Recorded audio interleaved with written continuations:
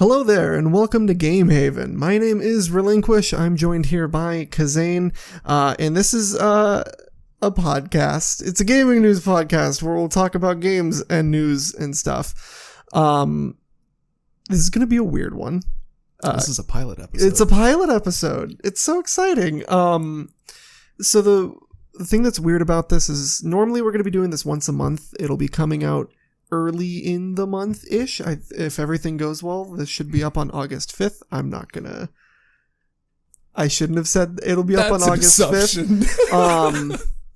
But the idea is that it'll go over the news of the month, but given that this is the first episode, I thought it would be fine to kind of open it up to everything for the month, or everything for the year. This is 2023 so far. If it happened this year, we're kind of fair game to go talk over about a little bit. Maybe we'll see. So with that being said, I mean, there's not really much to there's not much fanfare to this. Let's just No, we're not throwing these in chronological order first. No, I have no idea. I didn't write down when any of these happened either. So it's just these things happened this year. When it happened, true. I don't know. True.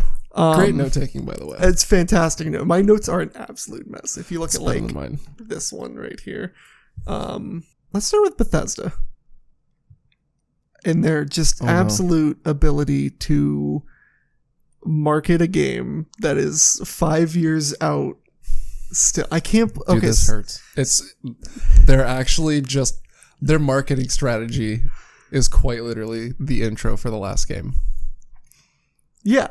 You're just waking up on a snowy mountain again. For anyone that doesn't understand what we're talking about, The Elder Scrolls 6 has been announced to be 5 years in development. Another 5 years in development, which is crazy for a game that was revealed back in 2018. That's 5 years ago. That's 5 years ago. I mean, it's fine. Okay, if your game needs 10 years in the oven. After showing a trailer for it. Fine. Well, okay, that's not true. It wasn't even a trailer. They showed a little It was a JPEG. Yeah, it was a JPEG. It was a GIF. Much. It was a GIF. That's honestly the best way to put it. It was a GIF. It's just it crazy. Was some mountains and a logo, dude. It wasn't even gameplay footage. You didn't even see a dragon flying over the mountain. It was just the mountain, bro. No, it was just It's not good. It was the Metroid Prime 4 effect. I think that was also revealed in 2018. Metroid Prime 4 got a sick JPEG, and everyone was like, "Oh, sweet Metroid Prime 4," and then we've heard nothing about it since then. But at least when Nintendo silently killed their game, they had the guts to actually silently kill their game and not come out later and be like, "No, we're still doing it. You're gonna wait, idiot." But we've also gotten a Metroid game since then. We did get Dread. We did get Dread. There ain't been shit for nothing for Elder Scrolls. It's just been full radio silent for 5 years, and then they're like, "Don't worry, guys, we 5 years out. Double that. We'll get there." Oh no, dude! It's great. Todd, what are we doing? Speaking of Bethesda, though, there was a rumor. That went around that Starfield would not have a physical disc across any edition. And if you've been keeping up with it, obviously that is not true. Starfield will have a physical disc. However, somehow they made it worse. Starfield will only have a physical disc on the standard edition, I believe only on consoles. I don't think they're releasing a physical disc on PC, period, which is fine. That's maybe a little bit antiquated at this point. But if you pay more money to Bethesda, they will not give you a physical disc and give you other things instead. Other things or other things TM? Because the last time they said that, people got a plastic bag. Yeah. They got a plastic... I'm sorry. They got a helmet in a plastic bag. Yeah. That was not canvas, for sure. But this isn't a new trend that's happening. It's happened a lot. The big two that I can remember it happening with were Mass Effect Andromeda and God of War Ragnarok. Both had these big premium collections, and neither of them came with a physical disc, which is just crazy to me. So when I saw that Starfield wasn't going to have a physical disc at all, I was so deeply confused. But it will have a physical disc. You just need to give them less money for it, which just seems so counterintuitive. I kind of understand where they're getting at. It's kind of going in line with what you brought up earlier about it being a bit antiquated to have physical copies at this point. But I'm still like you amongst the crowd that's like, give me the physical copy. I want the physical copy. I'm like that with my music too. I still go out and buy CDs because if I like the music, I want it, in person. There's something about the tangible touching of the CD in the case, and it's almost becoming a lost art. So I like it still. We'll touch on that quite a bit later. But invest in gold. Invest in gold. What? Physical, tangible. So back in the olden days when credit was first a thing, people would tell you to invest in gold because credit's not tangible. They can take that from you. Invest in gold. It's real monetary value. So in this case, invest in something real. They can take a digital game away from you, but if you have the CD, you have the CD. So invest in gold. Buy your mediums physically. Preserve it. It is such an important thing. Again, we'll talk about that later because there was a very fun study that was done by the Video Game Conservation Society. That's not their name, but what is their name? I have their name written down somewhere. You might want to figure that out. The Video Game History Foundation. Oh, there you go. With the Software Preservation Network. I kind of got them a little bit mixed up. But actually, let's just talk about it now. Yeah, we're already here. So they conducted a first-of-a-kind study.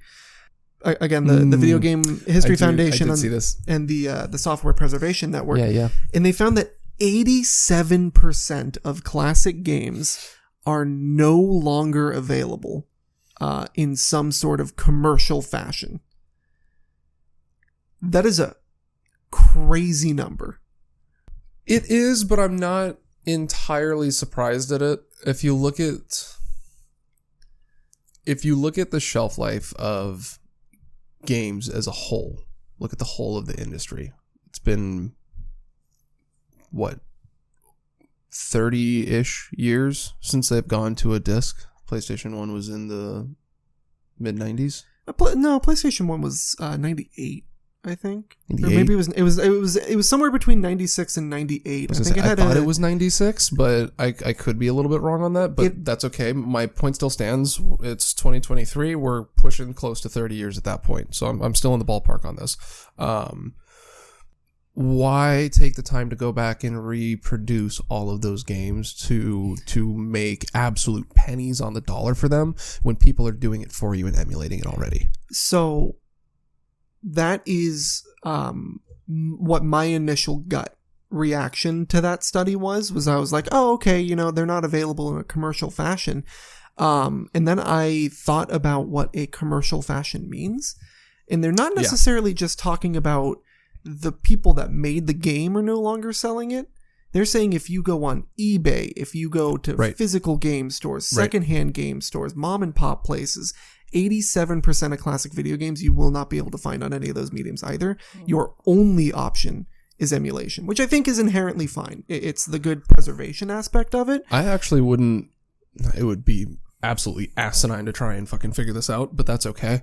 I would love to see the comparison between what's available percentage-wise emulation versus, anyone's almanac. If anyone has an almanac, like a historical log of every game for whatever console made. I'm sure there's tons of them out there. There is. And there's really only a few games I can think of off the top of my head. I was going to say, go down from there. Well, that and go down the list and how many you actually remember. And not playing, but like just simply hearing the name. So there's only one that comes off the top of my head. I actually can't remember the name of it, but I remember it so vividly. It came from the place where games went to die in terms of preservation, which was the Satellaview. It was a peripheral in Japan only for the Super Nintendo, where they would broadcast games to you over radio waves. And naturally, that's a very hard thing for us to preserve because they're not broadcasting them anymore. So there was a Kirby game specifically. It was a top-down puzzle-solving game of some sort. And it is one of the few games that just is gone. Nobody has a ROM for it. You can't emulate it. It just does not exist anymore. A lot of like the BS Legend of Zelda games, all of that kind of stuff where you played as not Link and you played as just these weird boys. And there was like Legend of Zelda 1 with like director's commentary and that kind of stuff. All of that stuff got preserved, but there was that one Kirby game that I still can't remember the name of, that's just gone forever, and that makes me so sad. And this Teleview was so cool for being able to do that, but at the same time, that's just, I want that piece of history back, and I don't know if we're ever going to find that game. I'm going to level with you. I didn't actually expect you to have a valid and legitimate example, like off the draw ready for that. I just, I care about this stuff. Shit, guy. I have a lot of friends who I've vehemently tried to convert to, invest in gold, because I really care about video game conservation as a whole. I want to see it thrive, and I want to see it continue to do good.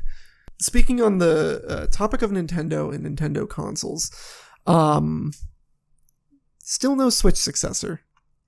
I'm not surprised. Will not be a Switch successor, according to Nintendo president Shintaro Furukawa. I'm so sorry, sir. I'm really bad with names. We'll get better. It's a learned art. In an investors meeting, came out and said that there's no planned Switch successor for the 23-24 fiscal year, which means we won't see anything until at least June of 2024. I expect to probably honestly not even hear news until June of 2024. I'm going to be honest. I think the only way you get news in June 2024 is if it's leaked. I don't think you're getting anything until probably solid. The announcements start rolling in probably winter 2024, winter 2025, like early January, maybe late February, and then it lines up for a 2025 release for the holiday season. That would be my rough guess and estimation. It's got to come out sooner than that, right? I don't think so. Why? What's the rush? The Switch is, what year is it? 7 years old at this point. Came out in 2017, 6 years old. Coming up on 7. Right. I'm the biggest Nintendo defender and fanboy in the world. The Switch is underpowered hardware. For sure. Granted, that's not really what Nintendo strives for. It's one of the reasons I really, really like them. No, and it's not the Switch's goal to be the most power-pushing piece of hardware on the market. That's not what it's there for. But I mean, man, it needs something. And it does. I'm with you. There's got to be some games that they're holding in the back of their pocket right now. For better hardware, and we've been hearing rumors about that better hardware for years now, and then the OLED happened, and everyone was confused. The OLED was what, 22 or late 21? The OLED was... It was late 21, wasn't it? That's a great question. I'm pretty sure the OLED is late 21. I just doomed my fate as a Nintendo fanatic. We have the internet. Google it. No. I'll just be wrong. It's fine. I'm going to Google it. Okay. I got a phone. Fuck you, dude. You don't want to use the computer? I'll use my phone. So the OLED came out, and like the OLED was supposed to be the Switch 2. Right. And now it was supposed to be the Super Switch. Yeah, and it was just a better screen. PSX Pro, or I don't even know what you want to call the equivalent Pro. For the... Yeah, it's a lot of people thought it was going to be the Switch Pro. Right, that's what I thought it was going to be. Now we know that the Switch 2, because when you say Nintendo Switch successor, it's the Switch 2. October 2021, by the way. October 2021. Yeah. So I'm redeemed. Yeah, so but when you have like the word successor thrown around, it's definitely like the 3DS was the successor to the DS. Right. The Switch is going to just be a bump. Right. Switch was the successor to the Wii U, yada yada. Yeah, and it pretty much just took the gamepad and was like, let's just make the entire console the gamepad. And I can't believe that worked for as much of a failure as the gamepad was. But I don't know. I'm antsy. I want something. I agree. I agree wholeheartedly, and this is how this loops back together. 2017 launches. They take 5 years to give you the OLED, right? I do not see much of an issue, nor am I surprised if they wait 4 years before giving you the next console and statement. Yeah, but Nintendo's also weird, and they do things like release the Nintendo DSi XL after the 3DS is announced. Because I don't think you're going to get another situation like that. Like, screw the success of that DSi. They've proven to themselves with that and a couple of other takes like that with the various DS versions that they decided to come out with over the years. There's quite a few of them, but I'd like to believe they kind of learned their lesson on that. Maybe. I refuse to believe Nintendo learns lessons. That's just not something that happens. Like, they came out and said that the Switch was not going to be the end of the 3DS. And then we're like, so the Switch Lite was the end of the 3DS. That was the 3DS's successor. It's just like, are you serious? Are you sure about that? You just made a Switch that doesn't hook to your TV worth of shit. So it's the pure handheld. It fills the gap that the 3DS had. It just happens to have the exact same library, sans a few games that you can't even play on it. I refuse to reiterate my point. I refuse to believe Nintendo learns lessons. That just does not happen. Speaking of new consoles, we'll get to why this was released later, but oh, dude, that shit. Oh, it's funny. The PS5 Pro and the PS5 Slim, what a mess, are confirmed to exist. They were revealed by Microsoft ? Due to their FTC trial that we'll talk about a little bit later. But so you got those two consoles coming out, which again just feels like more pressure for Nintendo to release something. Even though Nintendo doesn't really compete with Microsoft and Sony anymore at this point, I feel like they have they've carved their corners of the market. 100% capsized different aspects of the market. But like PlayStation clearly wants to be in that market. PlayStation Project Q was announced and exists. I don't know why it exists. I'm going to be real honest. 14-year-old me with the obsession of letter Q is really happy that this is named Project Q, and current me is also like, can we stop naming the projects? Can we just give it a name? Just give it the name. But also, what you're going to name it. If it's the PlayStation 6, call it the PlayStation 6. But no, do you know what the Project Q is? No. Oh, boy. So the Project Q... I saw that it was confirmed, but I haven't, done a ton of digging into what it actually is. I haven't had the time. So the Project Q is a mobile device that will look a lot like a Steam Deck or a Nintendo Switch, and will allow you... No, you did tell me about this. Yes, it will allow you to play your PS5 games through the internet, mobily, but only so long as you're connected to the same internet as your PS5. So in your house, you can, instead of having to play your PS5 on the couch in front of your TV, you can now do it on the couch, but laying sideways on the couch. Or in your bed. That'll be $600. Also, I cannot stress enough how it is streamed through the internet. Congratulations for just building input lag into every single game forever.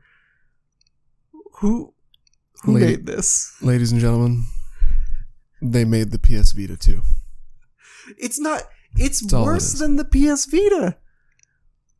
That's yet to You find could out. Download a game to the PS Vita and it had its own cartridge and it didn't require you to stream through it. I would take the PS Vita. That's true. It is everything the Vita was and somehow worse. And I don't know why we made it, but we made it. It's here. Dude, even the PS Vita was a bad idea. The PS Vita wasn't a... I don't think the PS Vita was a bad idea. I'll give you that. It wasn't a bad idea. It was bad execution. Yes. I think it was maybe misguided. They didn't support it or its library in the way that they needed to. I feel like they did try and kind of... They didn't want to put an actual AAA title on the Vita. They did, but, you know, the Call of Duty game was a knockoff, or it was an exclusive that didn't even have an IP on any other platform, even in their own. Looking at you, Gravity Rush, fantastic, but where are you elsewhere, please? Gravity Rush is on PS3, isn't it? I don't believe so. Gravity Rush is on a console. I swear. So my issue with the Vita in its library is, like, it's exactly what you said. Gravity Rush 2 wasn't. That's fair. My issue with the Vita in its library is exactly like you said. It's all knockoffs. Like, they had Uncharted, but it wasn't Uncharted. Get fucked. Gravity Rush was PS Vita. The remaster is PS4. The remaster is PS4.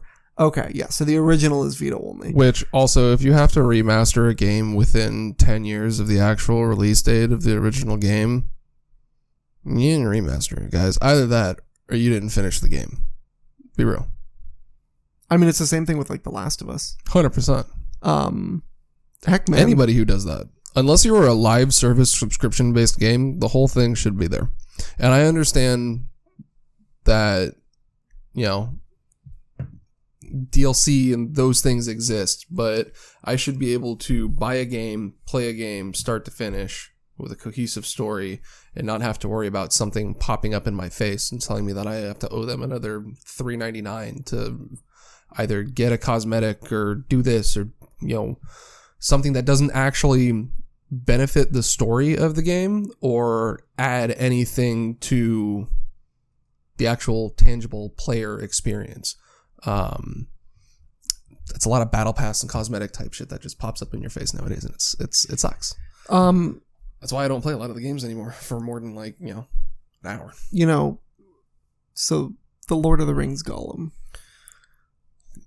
has that's a fucking segue. would like some words with you, because they charged $10 for the Elvish language DLC, bro.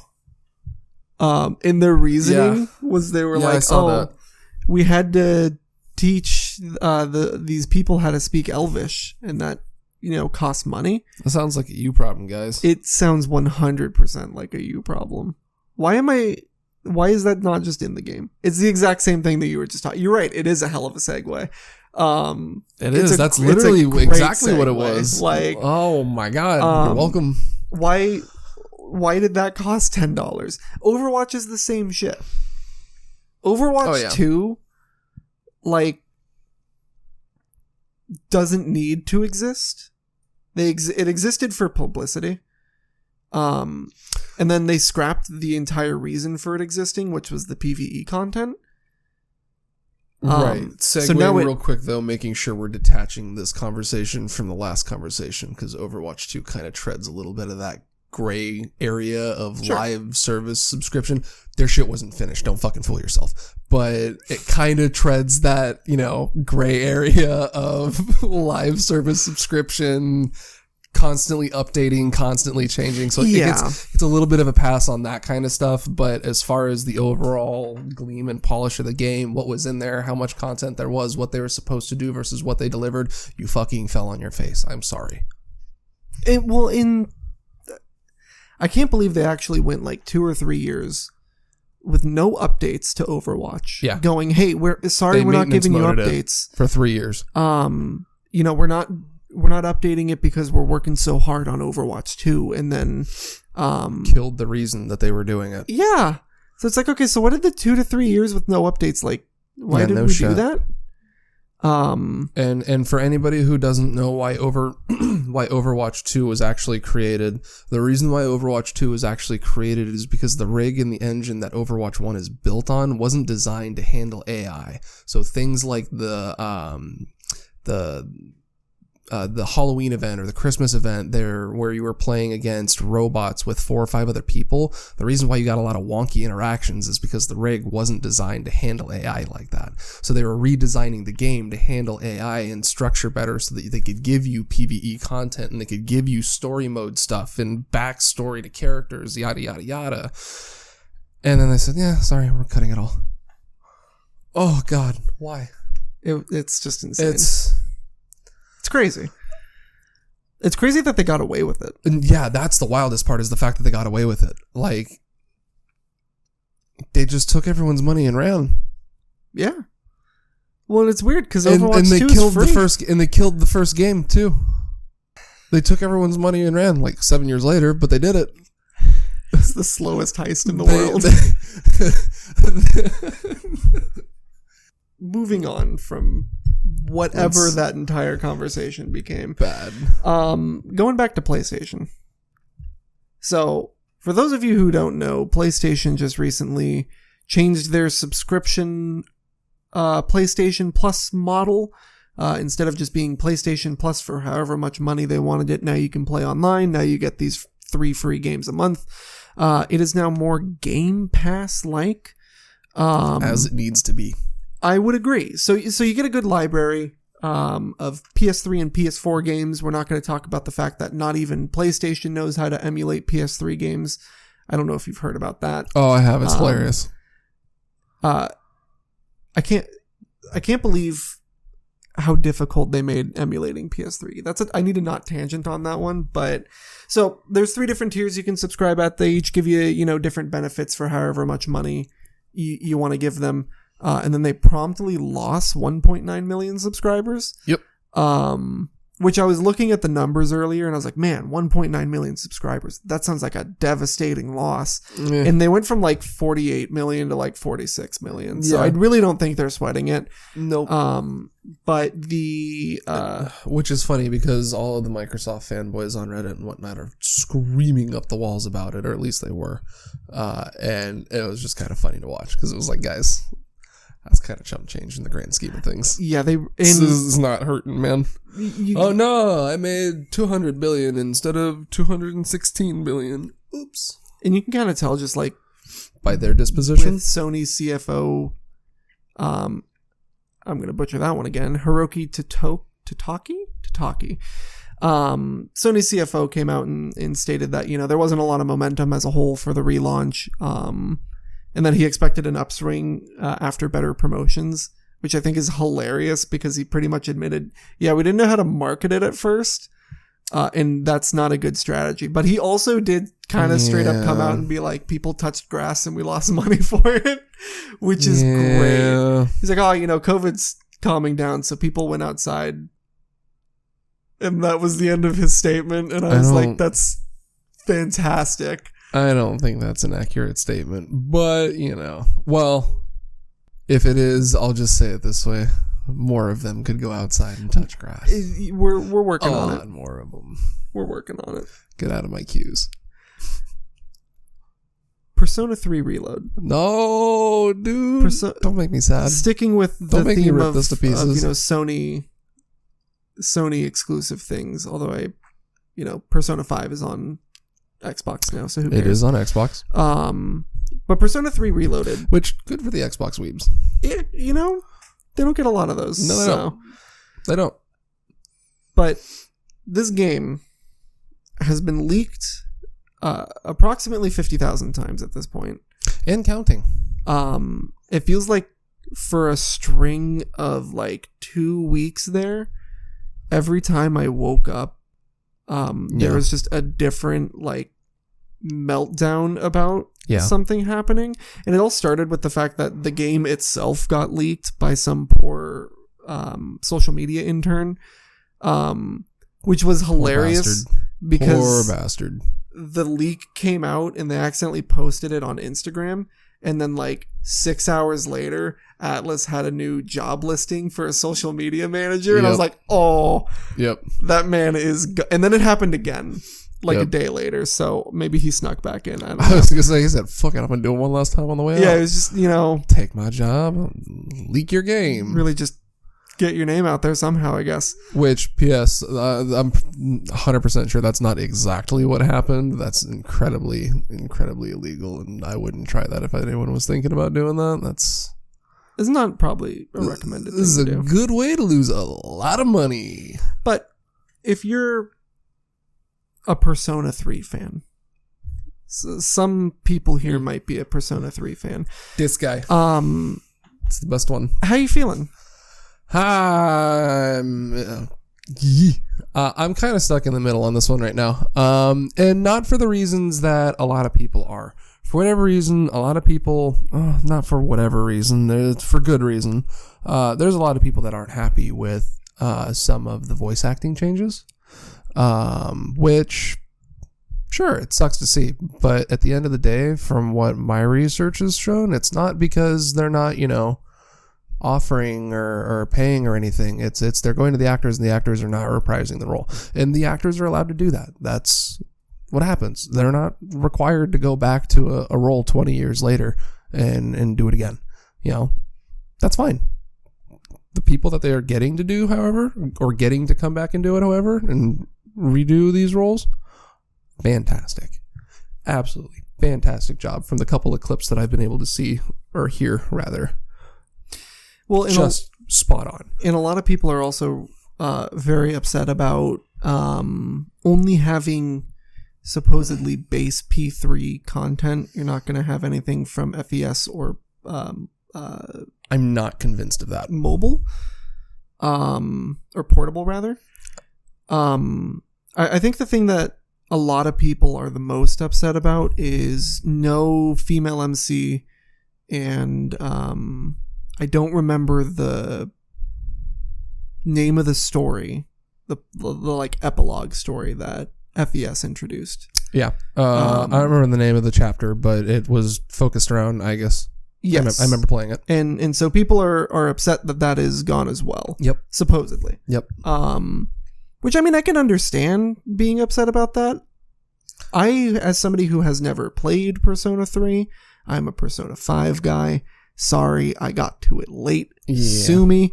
I don't think I care that much. You were a little young in Persona 3's heyday, too. I was a little young in Persona 5's heyday.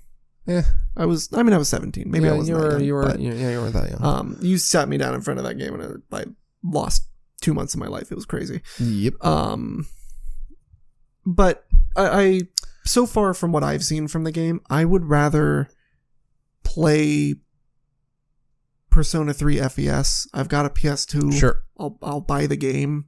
Sure. Then try out Reload at this point. I think with my dedication to the game and how much time I've spent playing that game, I'm definitely going to end up having to get it just for the sake of getting it.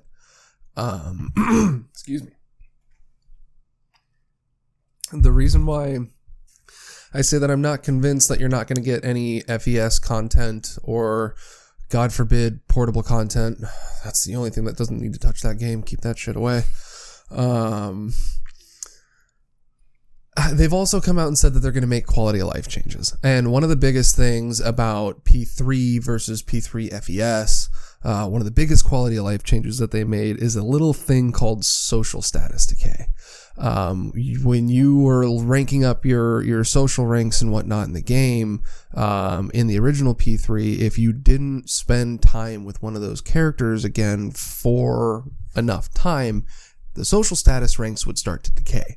So you had to figure out how to balance and make time for everyone. It also kind of made things that are popular in P5 difficult, i.e.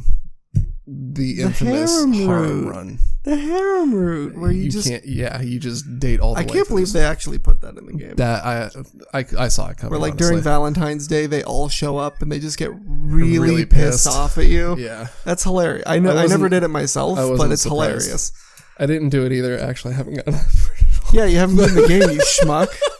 I've been yelling about that one for a couple years. I think I'm actually like probably maybe 2 weeks in game before that event happens too. You're there, dude. Before it. Anyway, I've been faithful to the one and only and the entire time. Regardless. The legs. So again, them mentioning that they're going to be bringing back some quality of life changes makes me have some hope that it'll be an FES-like touch to it. If by we're not giving you FES, they mean we're not going to give you the third chapter with Aegis and whatnot. At the end of the day, fine, I'll take that L. It's not what I want to hear because it does wrap up the story and a lot of loose ends for a lot of the other characters. Obviously, the main character's story. We're not going to talk about that. The main character's story. It's a 15-year-old game. If it's a spoiler for you, I'm fucking sorry. The main character's story ends at the end of the game. And with where it cuts off in the end of the actual game, my first time going through it at least, I really kind of sat there and went, so what about everybody else? Like, what happens? Like, did they just go about daily life? Like, the Tartarus never existed, and the 25th hour isn't real. Oh, man, that was shadows crazy. aren't a thing. Yeah. Or anyway, like, I got a track tournament they next just week. Fucking wake up, go to college, and become another drone to society. Like, what the fuck happened to everybody? You know? And the third chapter kind of gives you a little bit more perspective into that. So I want to see that, but, you know, it's at the end of the day, as long as, you know, it's a solid remake. And for the people that are complaining about the UI update and it looks too P5 in the UI, get over it. Come on. Well, congratulations. P3 UI sucked. That's also Persona now. Like, yeah, like the if you want to like keep the art style, I think they've kept that a decent amount to some extent. But, you know, let's be real, the graphic interface wasn't really that great for P3. It's pretty damn good in P5. The only thing that P3 had over it is the little revolver interface that it had for one of the options. That was fucking cool. People are mad about that. Yeah, I'm kind of mad about that, but that's the only bit. The rest of it, like when you pop up to the school and the rest of it pops up and kind of looks like a little more P5-esque just with the P3 color scheme, I'm cool with that. That's fine. It looks good, guys. It looks great. And if it looked like ass or some shit, I'd say it. It'd be okay. But and I'm also good. Like, I'm not the biggest on like how a game looks a lot of the time. I am shit. Half the reason I play it. If the story's not good and the art ain't good, I ain't playing it. Well, okay, and the music. Yeah. Well, I mean, but like even like there's some old games that just you go back and play them and it's like, wow, that's rough. I just recently replayed Donkey Kong Country. Not the Returns version, the original like NES version, and boy does that game look rough, homie. But it's so good. Like, it's great. That game came out what year? That game came out a few years ago. We were talking about 30 years into the industry. We're a little earlier than that. Yeah, so. I'm aware. But like that's kind of my point. Is it doesn't need to look super pretty. No, but I mean, or have aged super well for me to like be into it. I was gonna say, I think that comment really is only relevant to the last, 10 years, 15 years tops. Sure. I would say anything pre PS4 or Xbox One really kind of doesn't apply there. No, I think you could because you're kind of likely to get some pretty fucking wonky shit out of a 360 and a PS3 in some of those games. I think I disagree with PS3 and 360. I think you could definitely put the GameCube on that shelf. Oh, dude, you didn't play enough like indie games on those consoles again. Dude, you played way too much AAA. You didn't have the time back in the day to dive into those games. Back in the day, I was too busy sucking my thumb and playing on my DS. I did not touch an Xbox 360. I barely touched our PS3. That's true. I was too busy fucking around with Mario. Like, I didn't do any of that. I had a great time though. Bro, there were some angles in those games that looked like some Mega Man shit. It was All right. The original Infamous, as beautiful as it was, you could get some of the characters in that game to break, and it was just suddenly like a dude walking down the street with a flat screen TV for a face. If we are talking PS3 games, Infamous I played to absolute death. That game was great. Speaking, we're gonna loop back. I don't know how everything loops back to PlayStation, but Sony. So Naughty Dog. Naughty Dog mentioned that, you know, they moved on from Uncharted. I think that's become pretty obvious at this point that they're kind of done with Uncharted. And supposedly are also done with The Last of Us. I know The Last of Us Part 3 is supposedly a thing still, but I know The Last of Us has a lot of fans. But I'm ready for it to be done. I think they made that statement and then realized that the TV show was making them way too much money. And they may rescind that comment. Uncharted, however, good. Nothing wrong with it. That's not a bad thing. First 3, fantastic. Beautiful games. Solid through and through. Past that, kind of started to lose a little bit. I think 4 was a good, like, way to cap it off. I thought 4 was good. But my point being, Naughty Dog is such a fantastic, like, I'm interested for the next story. Same. I'm so tired of all of their efforts going into The Last of Us. It's been like 10 years it's been 2 games. That's the real part. That's the real part. The fact that it's only been 2 games. But they also released one of those games 3 or 4 times at this point. It's also not the biggest studio in the world. Yeah, but they're also like, if Naughty Dog looks at Sony and is like, hey, I want to make this game, give me some money. Dude, Sony's giving them the money. Well, yeah, like, but they've got the track record to prove it. Exactly. So they could, like, track record and size aren't really, Yeah, I'm so excited to just see something new from them. Same. Especially because I think back to, like, the Jak and Daxter days. I was going to say, blow my mind, give me something a little bit more, like, retro feeling. Doesn't have to be platformy necessarily, but a little more open world RPG. Give me that old school Jak and Daxter vibe. I don't think it's going to happen. I don't think so either, but I can hope. Kind of pioneered the existence of what a Sony first party game is at this point. It's okay. They're just going to not give it to me, and I'm just going to go open my Switch and boot up Gex. Ow. I was not expecting Gex to be thrown at me in such a wild manner. Yeah, I'm just excited to see something new coming out of them. If that's even true, it's kind of hearsay at this point, but I wouldn't be surprised. They wouldn't make a statement like that without having something in the works, right? I don't know, man. People are crazy.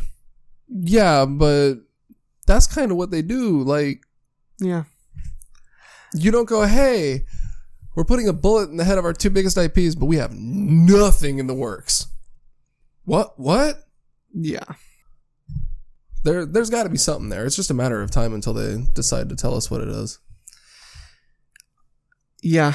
It's kind of the same situation with like the Nintendo Switch successor that I was talking about earlier, where it's like, it's been so long and boy am I antsy.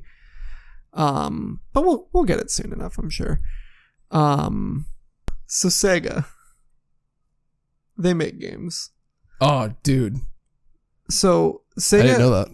Yeah, no, it's a little known fact. So Sega has announced that future mainline Sonic games will be having a much bigger budget, but also are probably going to cost more because they're going to have a much bigger budget. And I'm actually like really into the way that they're going about it. They're being super transparent and being like, yeah, you could probably expect us to have, $70 games going forward. But they also outwardly were just like, development costs are going up. Cost of labor is going up because, the world economies is burning. Global warming. But they're not just coming out and being like, hey, we're going to start charging $70. They're going, we're going to charge $70, but we're going into this with a higher budget, right. From the get-go. The initial research stages are going to be having even a higher budget. So I like the way that they're going about that. I know a lot of people are super adverse to the whole $70 game thing. And I think those people are maybe a little too complacent and have been getting a little bit lucky with the fact that games are cheap, honestly. I think there's some truth to that. I think the other part of that, honestly, is... So there's a small portion of the population that likes to hear comments like this and go, make the math work. Make the numbers make sense. How does your bigger budget equate to me paying $10 more or something stupid to that effect? And you're never going to please those people. It doesn't matter what you say. You could have also just not said anything and done it anyway. You're the last one to the party? ? Yeah. I mean, I get it. You're taking the good guy stance, but you're not doing anything different than anybody else. It's the same reasons as everybody else. You just went out and said it. Everybody else just did it, and people figured it out on their own. I guess it's just nice to hear. That's fair. That's fair. The transparency and the honesty. They mean something. Speaking of maybe Sonic, so the father of Sonic, dude, one Yuji Naka, oops, has been sentenced to 2.5 years in a prison after getting caught in an insider trading scheme while at Square Enix. Absolutely just I woke up one day and I opened my phone and I saw, that was the first thing I saw. And I was just like, man, that's how I'm starting my day. Father of Sonic is going to jail. Well, going to jail. Yeah. So the sentence includes a $1.2 million fine, or collection of fines that added up to that much. It's like 168 million yen, according to Google, maybe. I don't know if that number is accurate. But the sentence was suspended for 4 years. So, if he's just a good boy and doesn't fuck up, continue breaking laws, he'll never actually have to go to prison. Doesn't go. But you got to be a good boy for 4 years, and that's hard when you're wrapped up in insider trading schemes. So, video game movies. They're suddenly good.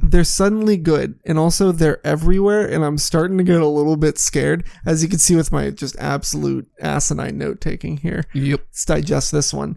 So... We had a little bit of a talk about this one before. We did.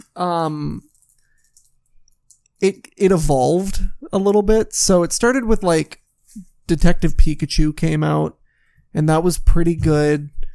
And then the first Sonic movie came out, and that was, I would say, very good.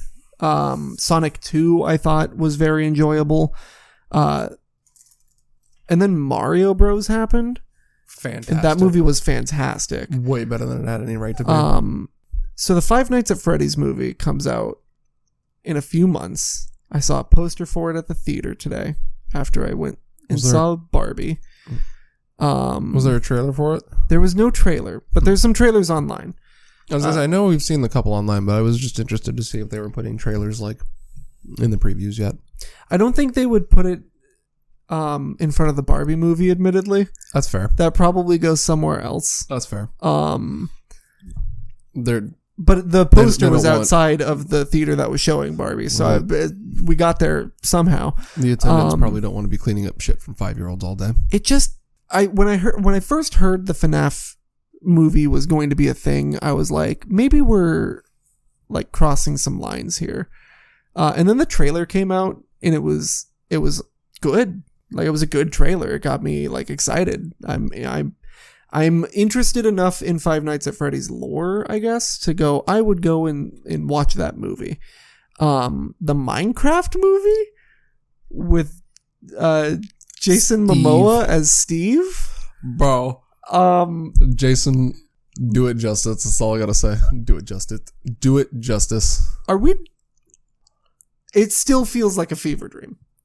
I actually typed into my laptop today, is the Minecraft movie real? Because I was convinced for a solid few minutes that I was just hallucinating the whole thing.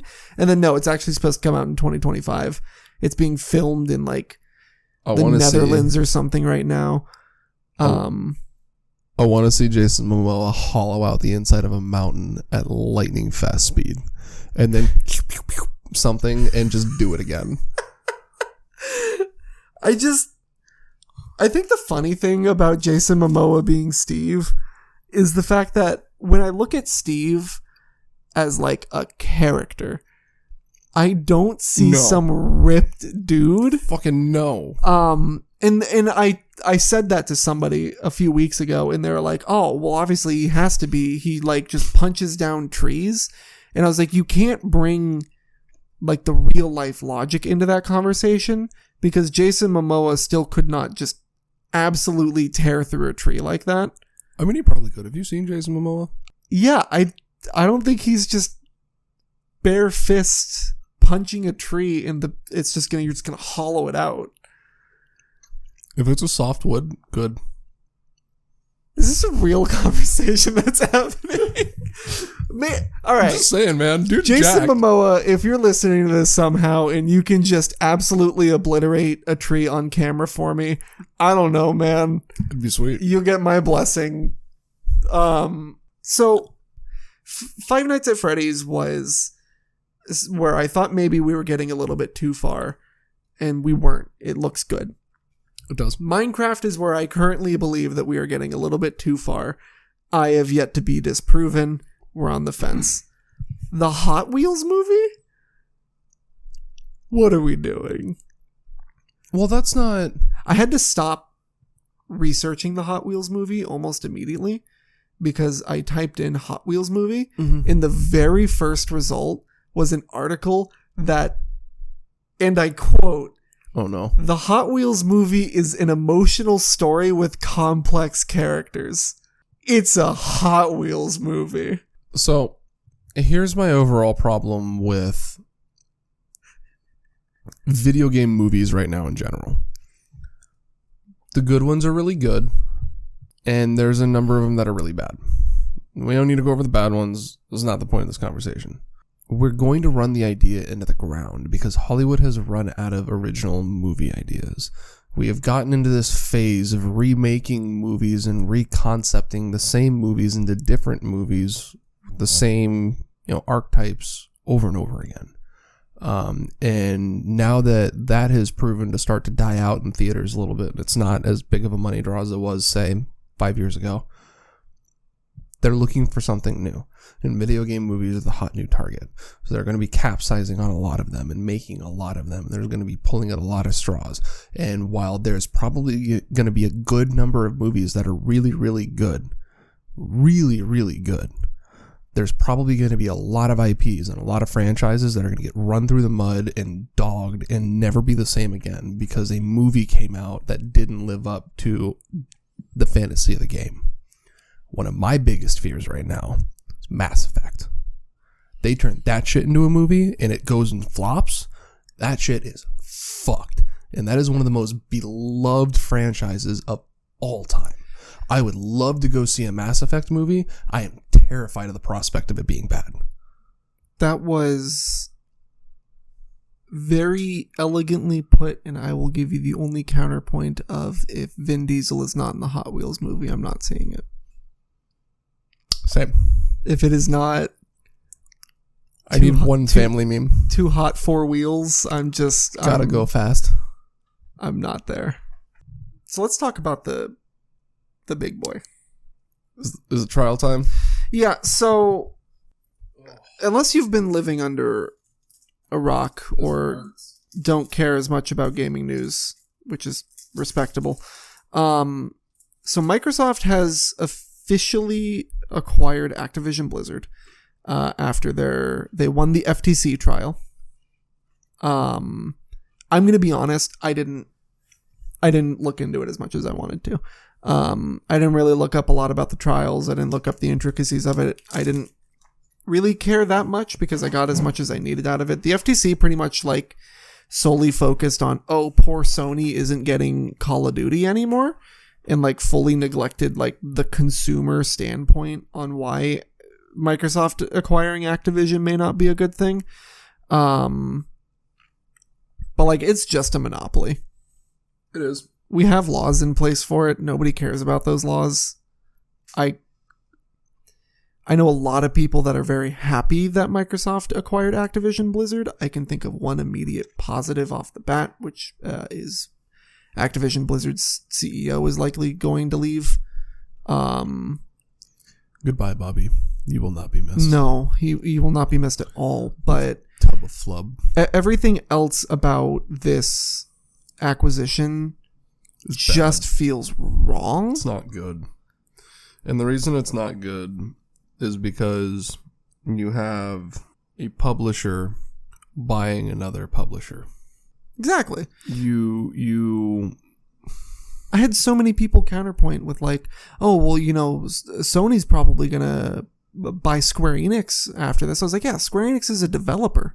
Yeah, they're not a publisher. It's Square Enix makes Square Enix games. Actibliz makes... And Sony has been putting out Square Enix games for the entire existence of Square Enix. So it's not like, they haven't been doing business the whole time anyways. And that's the big difference in that situation. You're exactly right. It's not, about whether Sony goes and acquires somebody else, because it's not, how many they acquire, it's who they acquire. If they go out and get Square Enix, who cares? It's another developer. But if they go out and get, I don't know, Tencent, never happened. No. But, yeah, it's the same magnitude where it's like that can't possibly be allowed to happen. Right. And Europe is fighting a little bit harder than we are. You're forcing it from an open market to 4 players. Yeah. But yeah, Europe is fighting it a little harder than we are. Europe is pretty much gone. If you've moved forward with the acquisition, you can't sell your games over here. I just made the realization that once this does finally go through, there actually will just be 4 major publishers. It will quite literally be Microsoft, Sony, Tencent, and NetEase. Yeah. The rest of them are pretty much either subsidies or owned. Nintendo, but they're obviously off doing their own thing. Right. They own their own platform anyway. That's not like they rent anything out to begin with. Right. They're not loaning software or doing anything. They're completely independent. I think this is which is looping back to our first conversation and first topic of this episode.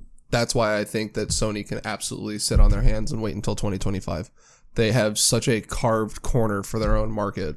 Oh, you mean Nintendo? Or Nintendo, yeah sorry. They have such a corner for their own market carved out. What do they need to rush for? Who cares what Sony and Microsoft are doing? Yeah, that's a really good point. I'm baffled that this went through. I remember when I first heard that it was going to happen. I was like, man, that's interesting. And then I looked into what it could actually mean, and I was like, this is insane. It's not. When I first heard it, I was like, oh, this is actually going to be really good. And then I actually started to think about it and thought about some of the ramifications and what it meant for the rest of the market. And I was like, oh, God, no. I can't believe I say it, but Bobby, please keep them. Don't let it happen. Yeah. But I mean, that legitimately is one of the best parts of this entire thing, is the fact that Bobby is going to be gone. That's the only good part. Well, and maybe hopefully... And this is coming from an ex-professional WoW player, which means nothing, but fucking get rid of him. He's bad, dude. Well, hopefully this means that, Actibliz's production as a whole gets a little bit cleaner than it has been in the last few years, because there's some rough patches. Hopefully they have cut out their own cancers, finally. Yeah. Because they've needed to go. It's not acceptable. It never has been. Never will be. Simple as that. And hopefully the games become about making games again and not about meeting a deadline and crunch and what the shareholders say. I know what the shareholders say will always drive to some extent, but I should be able to look at the shareholders as a studio and be able to convince the shareholders to have faith in what, the product we're making based off of the track record. And I love putting it in a perfect world as, making games for the sake of making games. It's such a naive thing that I'm about to say, but that's the reason I want to be in the industry so badly. Is because I want to just make a game that's going to make someone happy. like games made me super happy when I was younger. You know, I don't want to make the next big like viral sensation multiplayer whatever that people are going to log on to and be addicted to and scream at their monitors because of it. I want to make games. I want to make experiences. I want games to be games again. And to a degree, there's a lot of games that are still games. I think the indie market has done a great job of like capturing some of that magic. Yeah. But I would love to see like an actual return of AAA titles that feel like they have soul behind them. Yeah, I agree with that. I'd like to see. I feel like they've kind of lost how to invoke emotion in not the scenery of the game, but in connecting with the player base and drawing it out of the player base. I feel like there are so few games nowadays that actually hit that deeply on that emotional level. And I mean, live service, subscription based types of games are partially to blame for that. You know, it's an absolutely true assessment, but what are you gonna do? Yeah. So, seeing as this is 2023 so far, it only feels right to ask. It is currently the last day of July. What is your game of the year so far? The only requirement is that it has to have released between January 1st, 2023 and right now. I personally already think I know what your answer would be. While you are looking at what your answer is, I'm going to go ahead and go with mine, which would maybe... I mentioned a few times that I'm a bit of a Nintendo fanboy. So obviously I'm going with Legend of Zelda Tears of the Kingdom. Fantastic experience. Have not played a lot of it myself. I've been so busy with other things and trying to play Pokemon at a high level that I haven't really gotten to as much of that game as I would have liked. But it is absolutely gorgeous from what I have played. It's so weird to have a world that I am familiar with because I played Breath of the Wild to death and still have that sense of awe and wonder the first time that I'm playing through it. It's such a hard thing to capture, and I think they just did it absolutely fantastically. So Tears of the Kingdom is my current vote. But who knows? Maybe Super Mario Wonder will just absolutely blow me out of the water in a few months. I would love that. So I'm kind of interested now because you said you think you know what mine's going to be. Oh, Diablo 4. Oh, that's a solid choice.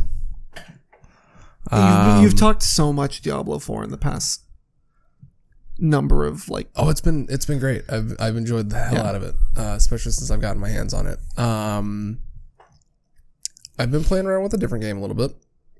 I don't think I've ever really talked to you about playing this game too much. Because when I played it, wasn't relevant. Hasn't quite come out yet. It's going to come out here pretty soon. I think it's due out in like the next week or two. I'll bend the rules. The requirement is that it had to have come out. It's still in 2023. Okay, sure. I'll bend the rules. Sure. Baldur's Gate 3. Baldur's Gate 3. I think it's going to be the sleeper pick because it was already really, really good when they did that little alpha bit last year. Yep. Or a year and a half ago or whatever the hell it was now. It was a long time ago now, it feels like. Who makes it? Larian, I think, is who makes it.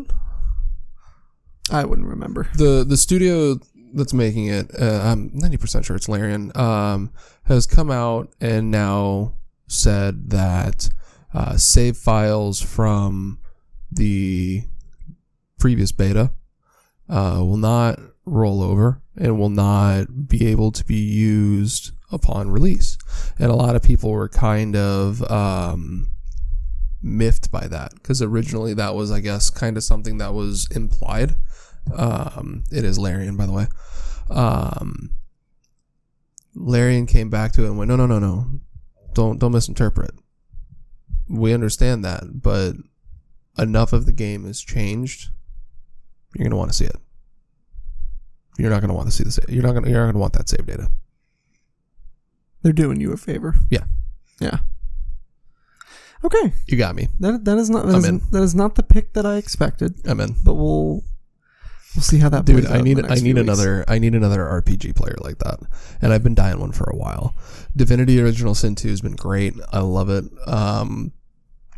Me and my buddy run Fort Joy probably like 15, 16 times now. It's fucking hilarious. It's the opening zone, by the way, because we always get through it and get to the end of it and then go, what if we made this?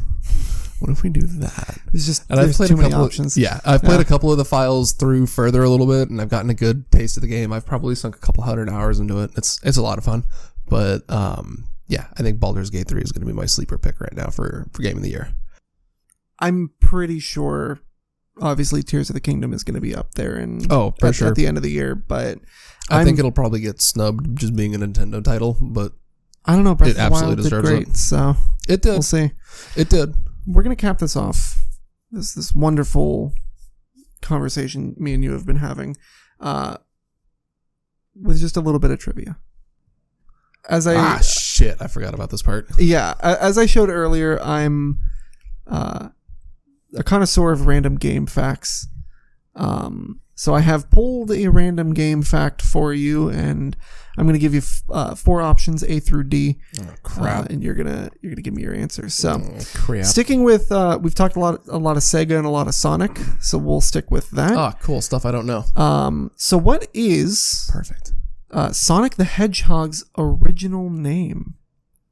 Was it A, the Blue Blur, B, Mr. Hedgehog, C, Wilver, or D, he was always called Sonic?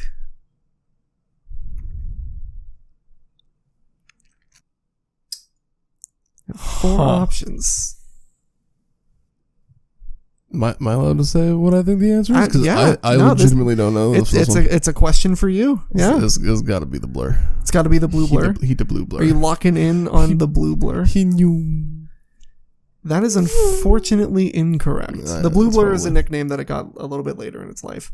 So as Sega was seeking a flagship series that could rival Nintendo's Mario,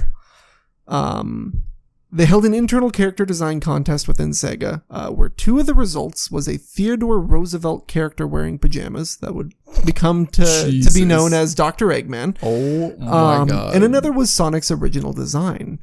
Ultimately, Sonic was chosen for the game, and at the time was called Mr. Hedgehog, which Western audiences may have been a little more familiar with the direct translation, which I was, which is Mr. Needlemouse. Because Mr. hedgehog Needlemouse in Japanese directly translates to needle mouse, which I love. They looked at a hedgehog and was like, it's needles, it's a mouse. Yeah, okay. Needle mouse. So yeah, it is Mr. Hedgehog was the internal name for Sonic originally. That is going to do it for us today. I appreciate you all for listening. If you made it this far, thank you so much. Make sure to follow us on whatever platform that you listen to this on. I haven't gotten that far yet as to what I'm posting it on, but we'll get there. Make sure to follow us on Twitter at GamehavenPod for more updates. My name is Relinnquish, joined by Kazzane. Thank you so much. You have a wonderful day.